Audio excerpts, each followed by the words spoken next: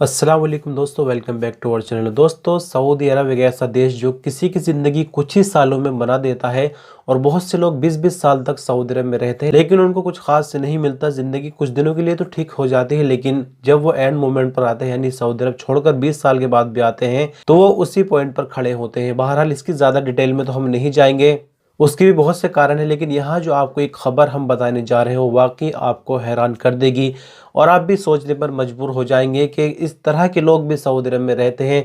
हमें अक्सर सुनने मिलता है कि खारजियों को सताया जा रहा है, सऊदी के द्वारा कंपनी में खारजियों को परेशान किया जा रहा है, लेकिन कुछ इस तरह के लोग भी सऊदी अरब के अंदर मौजूद हैं जिनकी मिसाल अगर दी जाए तो वाकई दुनिया हैरान रह जाए सुनकर।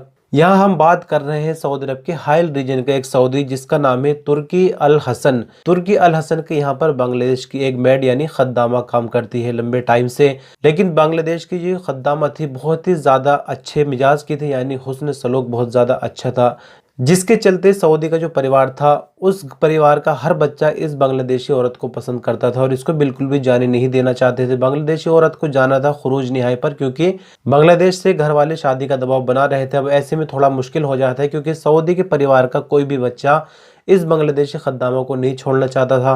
काफ़ी कशमकश परिवार में चलती रही कि अब क्या करे, और उसके बाद जो डिसीजन लिया गया वो काफ़ी हैरान कर देने वाला था। डिसीजन ये लिया गया कि बांग्लादेशी जो खद्दामा है इनके घर, और जिस लड़की के साथ शादी होनी है क्यों ना उसको भी सऊदी अरब बुला लिया जाए। और फिर देखते ही देखते कुछ टाइम बाद जो बांग्लादेशी खद्दामा का मंगेतर है उसको सऊदी अरब वीज़ा पर बुला लिया। यानी इन सब चीज़ों का जो खर्च है A to Z वो सऊदी फैमिली ने बर्दाश्त किया है। और आप देख सकते हैं कि सऊदी अरब में चीज़ें कितनी ज़्यादा महंगी है, यानी लाखों या फिर मिलियंस में यहाँ पर जो रियाल है वो सऊदी फैमिली ने खर्च कर दी है इस औरत पर। तो देख सकते हैं सऊदी परिवार की भी अच्छाई, और यहाँ कहीं ना कहीं जो बांग्लादेशी खद्दामा है उसकी भी अपनी मेहनत है। तो बांग्लादेशी खद्दामा के मंगेतर को सऊदी अरब में बुलाकर शादी कराई गई और आसपास के लोगों ने बढ़ चढ़ कर हिस्सा लिया। बहुत तरह तरह के तोहफे भी दिए गए, साथ ही साथ एक फर्निश्ड अपार्टमेंट यानी एक आलीशान घर का भी इंतजाम किया गया, और बांग्लादेशी खद्दामा को अपने वतन वापस जाने से रोका गया ताकि बांग्लादेशी खद्दामा सऊदी फैमिली के बीच बनी रहे, क्योंकि जो फैमिली का अटैचमेंट है वो काफ़ी ज़्यादा गहरा हो गया था। तो ये खबर सुनकर आप भी कहीं ना कहीं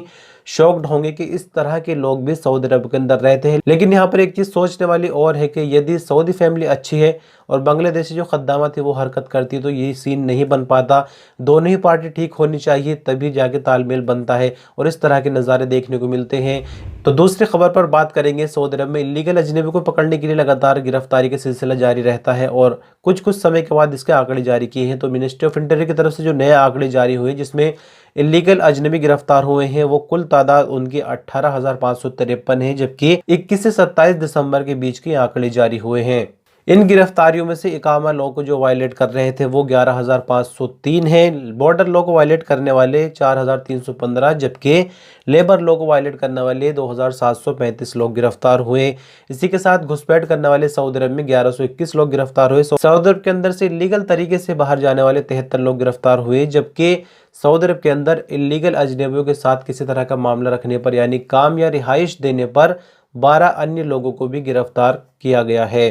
तो ये दो इंपॉर्टेंट खबरें जो कि हमने बांग्लादेशी खद्दामा के हवाले से और फिर गिरफ्तारियों के हवाले से बताई। वीडियो आपको कैसी लगी हमें कमेंट में बताइए। जल्दी मिलेंगे कि नई वीडियो के साथ। अपना ख्याल रखिएगा। अल्लाह हाफिज़।